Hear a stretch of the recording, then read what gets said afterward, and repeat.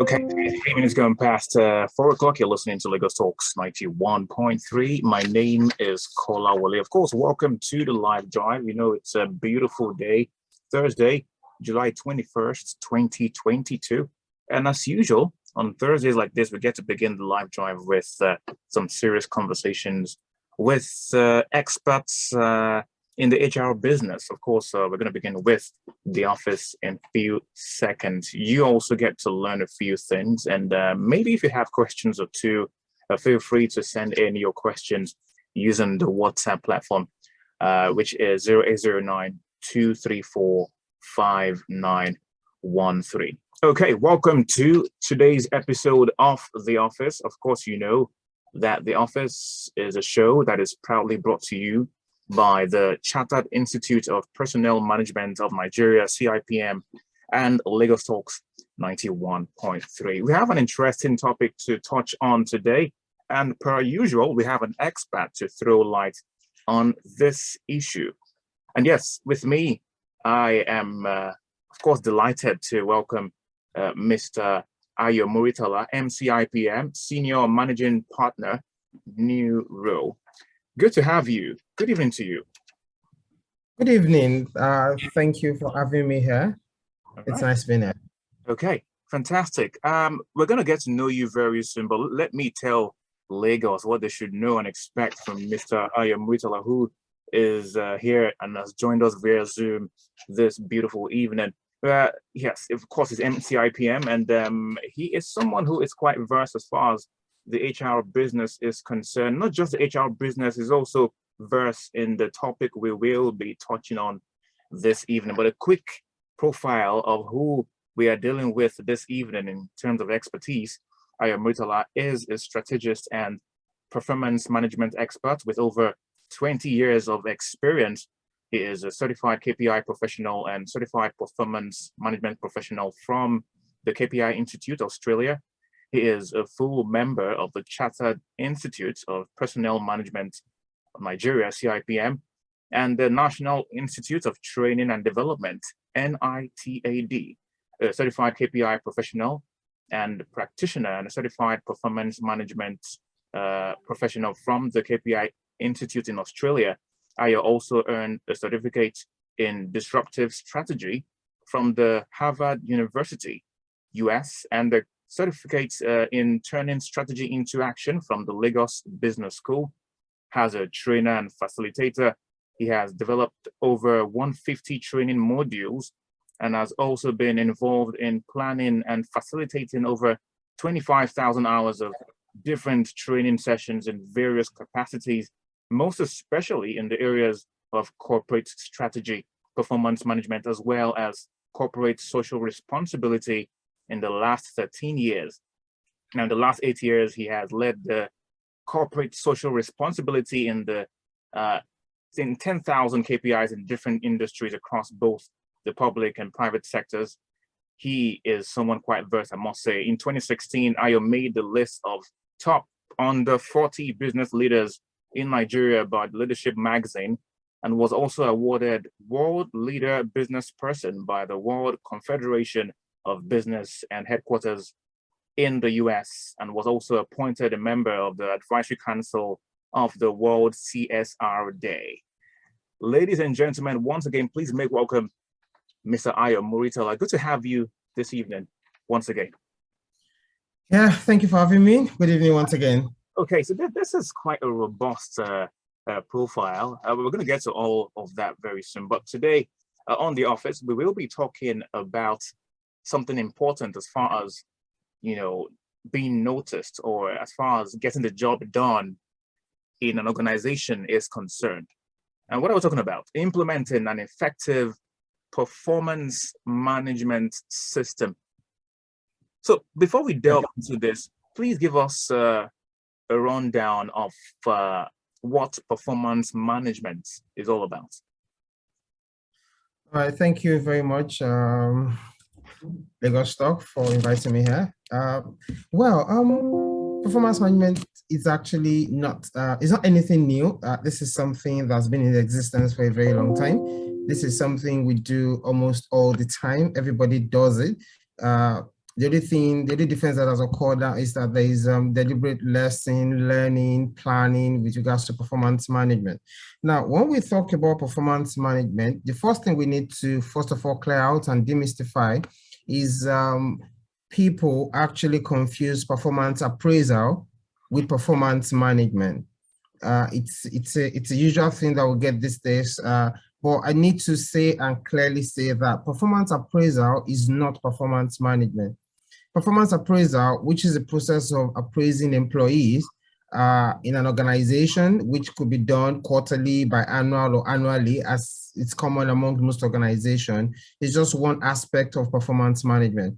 Performance management itself is that integrated capability of an organization. When I say integrated, it encompasses everything. It brings together the organization's vision, the mission, the core values, the strategy. It builds everything together. That capability of an organization that enables them to be able to deliver a sustainable success, which means that when they are successful, they know how they got that success and they can retain it, they can sustain it. And it involves two things majorly: by improving the performance of systems and people, not just the people. With the best set of people, if your system is faulty, you are not likely to get the desired result. So that's what performance management is all about. It brings together lessons from strategy, from project management, from financial management. It brings everything together for management. Thank you. But are there types of performance management? And if yes, how many types do we have? We have a lot. It's countless, and I can't go ahead to mention it. People have developed different models over right now in the industry, in industries generally. Yeah. So over time, but the most common ones that you find around that's evolving at the moment is the use of OKR, which is called Objective Key Results. There is MBO, Management by Objective. There is 360-degree appraisal, which people use as part of performance management tools itself. There is the Balance Scorecard. There is the KPI framework. And I can't say which is the best amongst them. It depends on what works for your organization. That's what I always advise. Of that, you choose one of them, and do they always deliver the same outcome?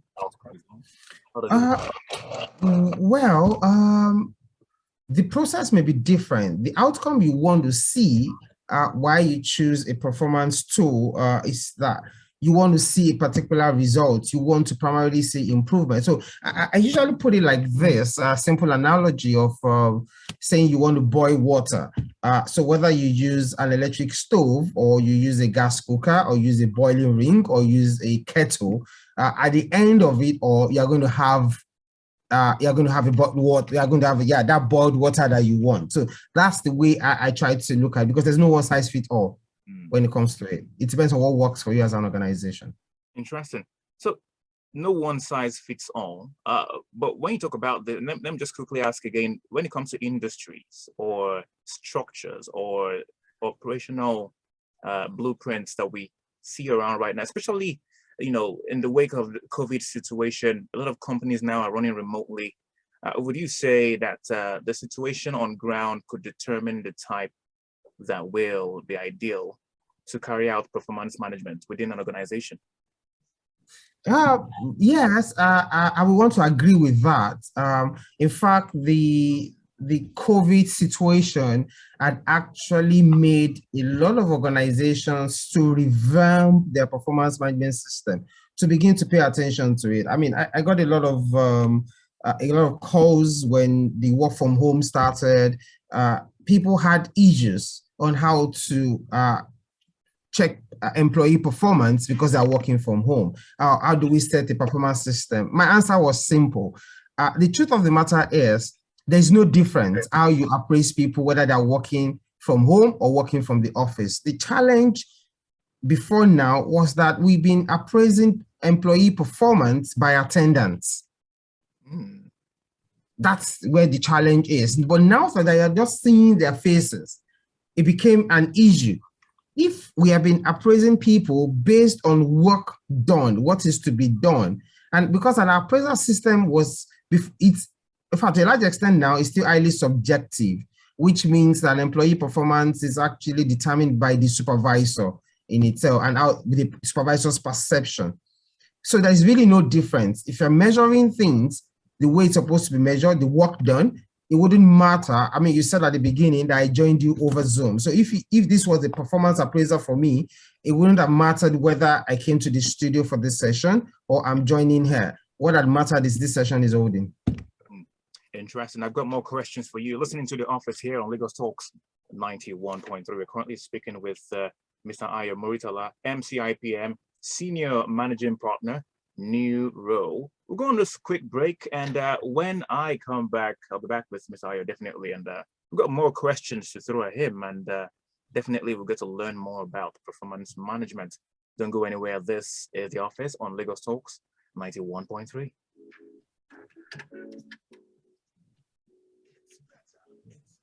It's the largest HR gathering in Africa.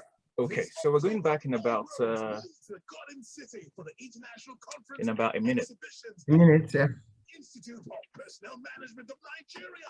This 54th edition, themed Leading People, Growing Nations, is scheduled to hold from October 17 to the 21st, 2022 at the Obi-Wali International Conference Center, Port Harcourt, River State. Join over 3,000 other professionals to gain knowledge and new models required for people development and nation building. For registration, sponsorship, and further inquiries, visit www.cipmnigeria.org/conference. CIPM, we deliver value through people. Finally have a voice. This is Lagos Talks 91.3.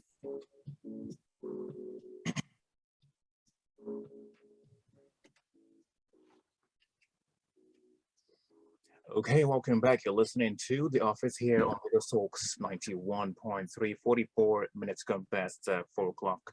And we have been having a conversation with Mr. Ayo Muritala, MCIPM, Senior Managing Partner, KnewRow.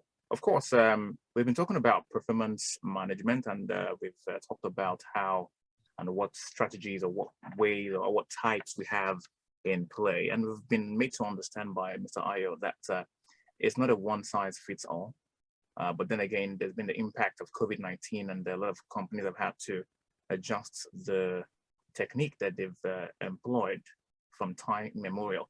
Okay, Mr. Ayo, a quick question again right now.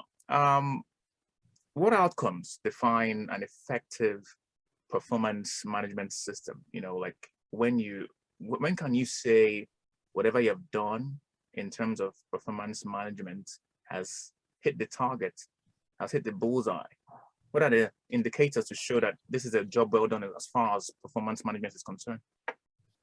I would say I'll give just one answer for that. When that system gives you the opportunity to improve. So how do I mean? Let me shed a bit of more light on that. The primary purpose of any performance management system, the primary purpose is for improvement, because it's supposed to allow you to generate data to be able to analyze your current state and where you are and where you're going and where you were and where you are. Some other things are add-ons to it in terms of people use it for promotion, for bonuses. But when we miss the main purpose of performance management system, the whole system crashes, and the purpose is purely for improvement. So when that system allows you to improve and sustain success, that's when you've had a successful performance management system in place. So it's a case of two can play that game. The HR unit and the company collaborates to, implement performance management strategies, and then of course they need to also be left to implement some of the structures that have been earmarked and put in place. Of course, you talk about appraisal, that involves the employees. And then of course, you also have to talk about the employers and their role in all of, the processes that are being put in place to promote the system. So are you saying now that it's a case of two playing that game? It's not a case of the employers or the employees doing it alone. Both of them have to come together to make things work? Is that what you're trying to say? Yes, not even trying to say. That's exactly what I'm saying. It's absolute. A performance management system is everybody's responsibility. Everybody within the organization is responsible for it. However, you have to put some people in charge to coordinate the process. There has to be a sense of ownership. In as much as everybody needs to be involved, owning, somebody needs to be in control. So it's the way it works is that, so it differs from one organization to the other. Let me quickly give you an instance. In most organizations, the HR is always responsible for performance management because of one reason.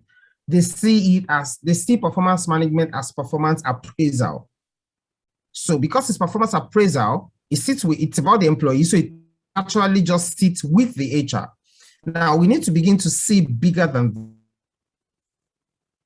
So in some bigger organizations where they have a strategy department, so they manage the performance management from organizational level up to departmental level, but when it's cascaded and gets to employee, it becomes the responsibility of the HR. So there is a synergy, there is a connection. But where you don't have it, then it's the responsibility, in most cases, the HR needs to manage it, but they need to begin to manage it beyond appraisal so that you can connect employee performance to organizational performance, because there's a large disconnect. Because when we just focus on employee performance. Because there are cases in Nigeria, I mean, a lot of people are quick to throw in the blame card at the employees within an organization. For example, we hear cases of, bonuses not being paid, salaries not being paid, and then when the employees, when you want to just talk about it, the next thing you hear is, we're not making any money, you're not pulling your weights, for example. How does the HR department understand or deal with such situations that are quite technical and difficult for employees per time? They know fully well that this isn't a case or a fault of the employees. It's a fault of the management, a fault of the board. How does the HR unit, deal with this? Okay, so this is difficult for me to analyze blankly, but I will try my best to do that. Now, it's difficult to apportion blame when a situation like this arises. It could be the fault of everyone that is involved. So before we say it's the fault of the board or the management not paying bonuses or salaries, the question is, was the job done? Did the company make the money? The job is done. And the company made the money. The company made the money or not made the money. They did their job. The employees did their job. And that is settled and glaring for the sight of the... Okay, so now I get that. Yeah. So now where I will put the blame on the management is, in most cases, what you see is that, I mentioned it all the time, what usually happens is that disconnect. So employees can come to work and get the job done, do what they've been asked to do. But in most cases, these days, you find out that what employees are doing is not connected to what the organization wants to achieve. So the issues then come in. And management now start finding excuses not to pay bonuses, which is absolutely wrong. If employee had come to work and they've done the work they're supposed to do, it's the management's fault. And I will say that if you've not told them properly what to do, if they've done their work the way you've asked them to do it, then they deserve to be paid. Let me give you an analogy simply in just about 30 seconds. And why this happens is that, for instance, if management decides that all employees are supposed to be going to the gym, let's assume that all employees have big stature or something and they weigh about 100 kg, and then the management has a goal, we need to lose weight. And then they register all employees at the gym, and you must go to the gym 3 times in a week and spend at least 1 hour. If all the employees go to the gym, spend 1 hour at the gym on those days, then they deserve to be paid. But you didn't tell them that they had to lose weight. So you then come back and say, oh, you didn't lose weight. So because you didn't lose weight, we didn't make money. But did you tell them that the essence of going to the gym was to lose weight? You didn't tell them. So it's not the employee's fault. So you need to pay them. So you can't change the goalpost at the end of the game. No, you can't do that. What does HR now do to correct that situation? It's HR's responsibility to make sure that, so the HR is always caught, is always caught in between in most cases. and it's always a tough call, but you need to stand on the part of principle, what is right. So it's beyond sentiment. What is right is for you to actually push the management to make that payment. That is what is right. Okay. Well, we're in Nigeria and we know how things fly. But anyway, thank you. We need to also push in the angle of the MSMEs now. What effective ways could micro, small, medium scale enterprises, engage in order to carry out effective personnel performance management systems and strategies? It's actually the toughest. We're currently working on a research planning on how to help MSMEs build a proper performance management system. Part of the research my team had done, and we've identified that most SMEs don't usually survive the first 10 years of their life. And two things that we've seen that are predominant about it. So many things, but let me just quickly mention these two things. A lot of SMEs don't have processes in place. All right, so when you don't have processes and standards in place, it's difficult to be able to sustain success. That's number one. Number two is a lot of MSMEs are focused on just making money. So when they're making the money, because processes are not in place, they don't understand deeply what make them that money. So repeating it becomes a lot difficult. So they don't focus attention on their customers. A customer can be patronizing you today because they don't have an option yet, not because you're offering them the best of services, but because you're making the money, you could feel you're doing the best thing. So SMEs need to start paying attention, not just to the money that they want to make.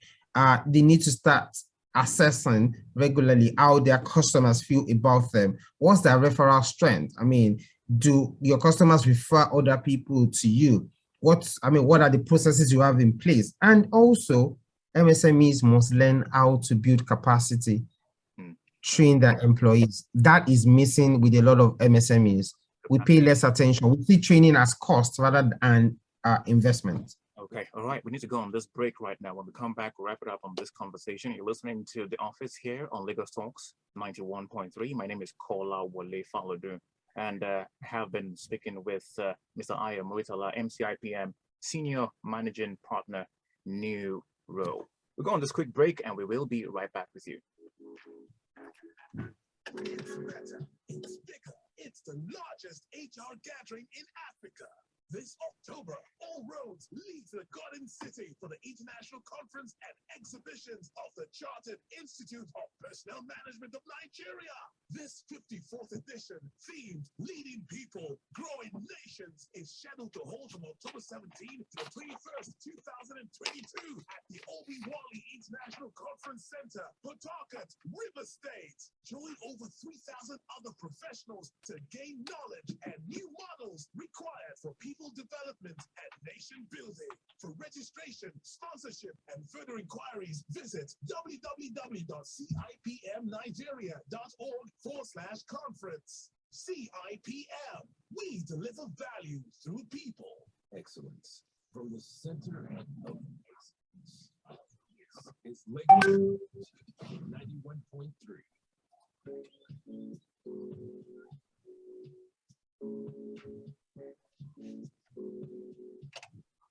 Okay, welcome back to the office. 56 minutes right now, going past 4 o'clock. We're almost wrapping things up on this very interesting conversation.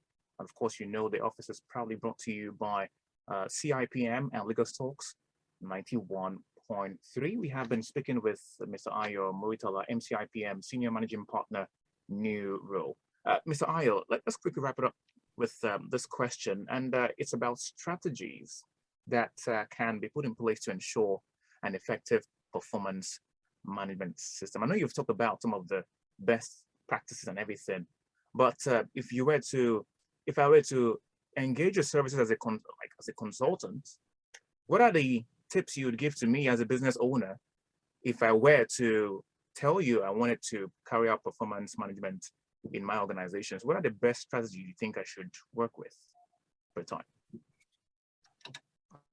So as a consultant, majorly, one thing I will tell you is that first of all, don't leave the totality of building your performance management system in a consultant, and you'll be at the mercy of the consultant for a very long time to come.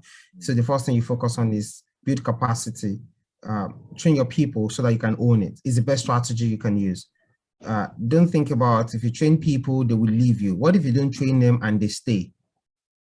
All right, build the capacity of the people in area of performance management so that when the consultant has done his job, knowledge has been transferred and it can then be sustained. Whatever tool, whatever model you want to use, that's the best strategy to use actually for it to last beyond the current time that you have it. Okay. The last long one, yes. Okay, interesting. I was going to chip in more questions, but time will not permit me right now. But thank you so much for stopping by. We do appreciate you for stopping by, Mr. Thank you so much, Kolawole.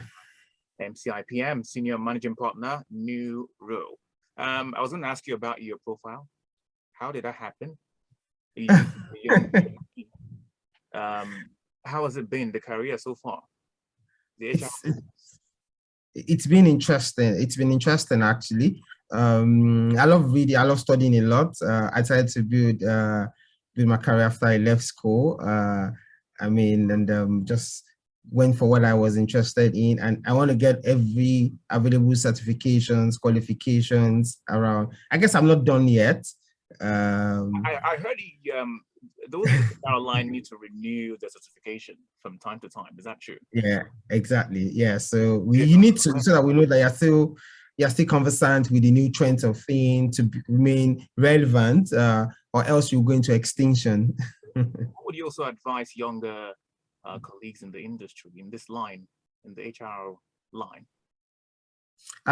Simple advice I'll give for them is to not stop learning at every point in time, not stop learning. And younger people should continue to build themselves. So when you build yourself, build that capacity, that's your strength. That's what you sell. That's what people will buy. And that's what I always advise at all times. Will buy. And that brings value to mind. Thank you so much, Muritala, for being on the program this evening. We look forward to having you at some other time.